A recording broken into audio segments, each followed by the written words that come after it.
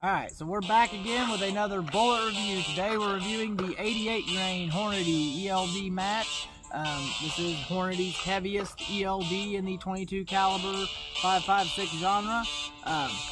The reason I wanted to review this bullet this week is because if you didn't see the video I put out over this last week, I recently got my 224 Valkyrie back up and running, and this bullet was really developed primarily for use in the 224 Valkyrie. That's not the only use for this bullet. The 22 Creedmoor, the 224 Grendel, and a number of other bullets, or another number of other calibers. This is a great bullet to load for any of those.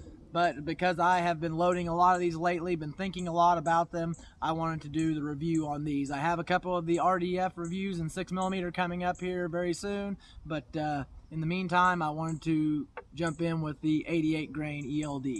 So, let's get into the nuts and bolts of it. It has a sectional density of 0.251.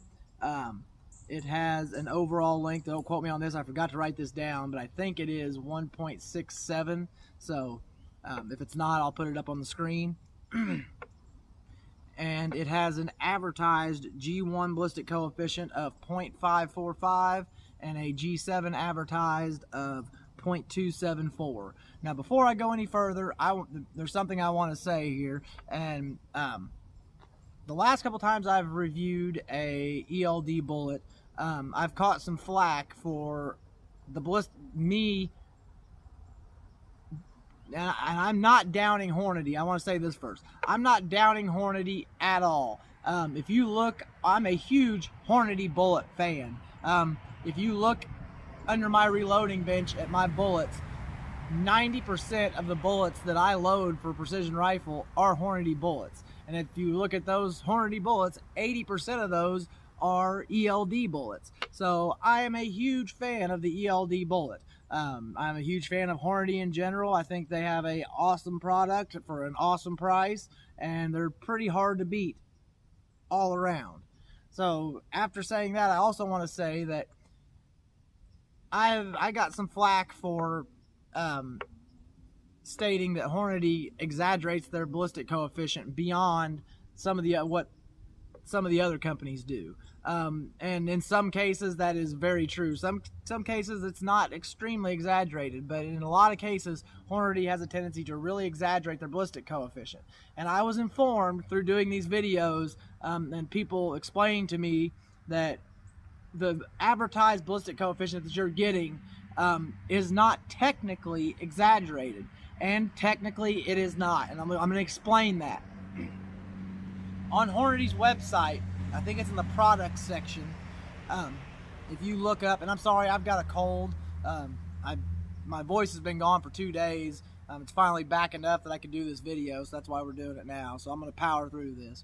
If you look on Hornady's product section on their website, they have a section that tells how they go about collecting their ballistic coefficient numbers for the ELD and the ATIP.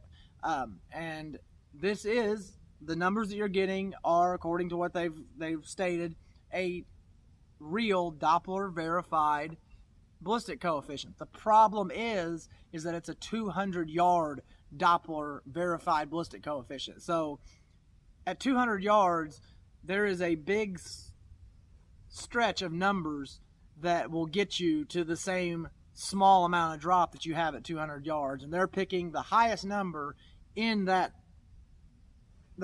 wide array of ballistic coefficients that they could use to give you their advertised ballistic coefficient. And this is what it says in this statement. And I'll throw it up on the screen.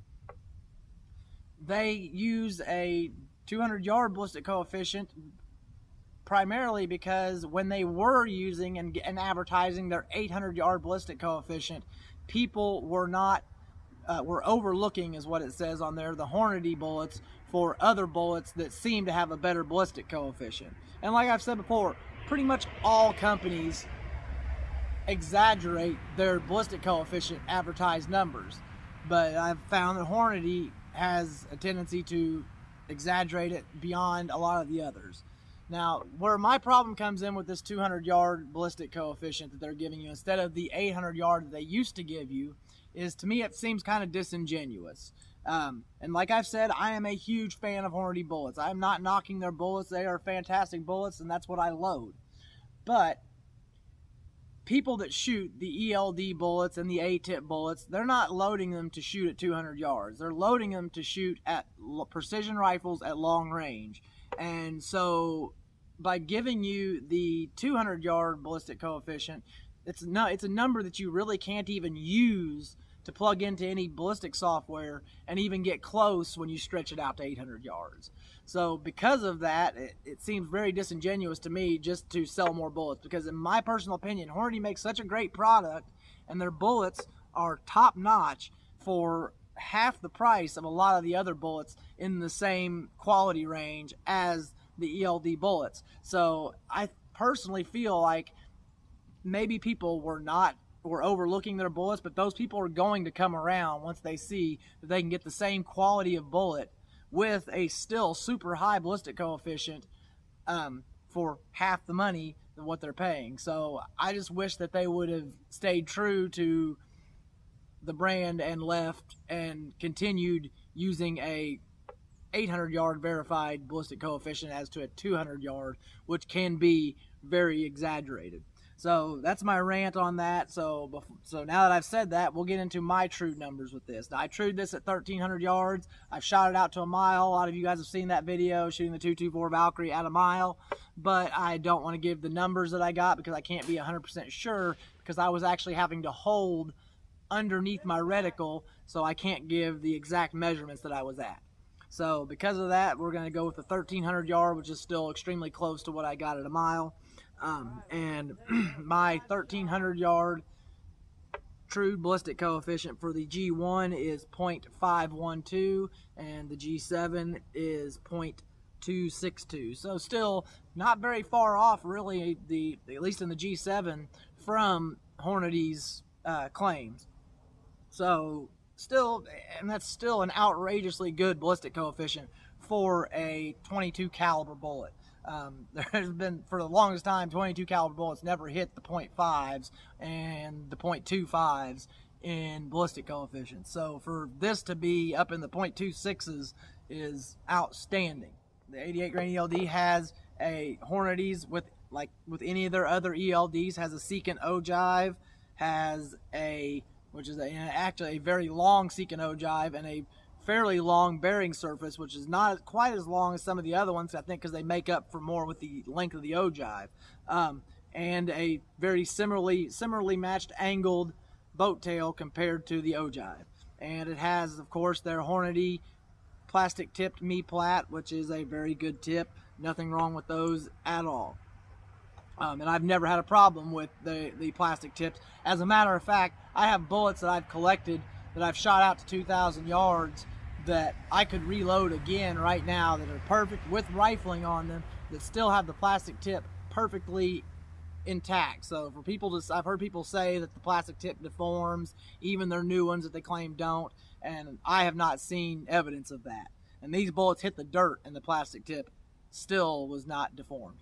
So you heard me say that the ELD 88 grain is half the price of a lot of the other bullets. So for a box of 50 90 grain Sierra Match Kings, you're looking at around $20 a box, whereas you can get a box of 100 of the ELD matches for between $19 and $21. So very fairly priced for really a lot of the same performance, if not in some cases better performance from the ELD, because you can get them up to more speed, as well as the 90 grain Sierra Match King touts that it needs a 1 and 6.5 twist to perform like it's supposed to, whereas the 88 ELD is optimized for a 1 and 7 twist. Hey girl. And like I've said before, the Hornady does a really good job of putting their bullets, a lot of their ELD bullets, especially their higher weighted ELD bullets, right on the edge of that needing a faster twist, but still will stabilize just fine in the slightly slower twist. So they've done another really good job of putting this right on the edge of that 1 in 7 twist, and in my personal experience, they perform great with the 1 in 7. So another thing is the Hornady ELD, the 88 grain ELD match. You can find it loaded in Hornady's match 224 Valkyrie ammo. So if you are not a hand loader and you want to shoot this bullet, you can buy Hornady's 224 Valkyrie match ammo and you will be shooting this exact bullet. And I have found that it shoots almost as good as I can load them. So, and another thing is they are extremely reasonably priced. So for between $19 and $20 a box of 20, you can get 20 rounds of 224 Valkyrie, match grade 224 Valkyrie with a match bullet. And that is extremely reasonable, especially in comparison to a lot of the other 224 Valkyrie match loads that cost $10 more a box, and other centerfire rifles that cost $15 to $20 at the very least more a box. So that is my review for the 88 grain ELD match. I hope this made some people think about it. It is a fantastic bullet, fantastic for the 224 Valkyrie or any of the other slow to or fast twist 22 calibers that have come out in the last 5 or 6 years that this bullet can really shoot well in. So I hope you guys enjoyed this. I hope it was informative, and I'll see you guys next time. I'm out. Thank you.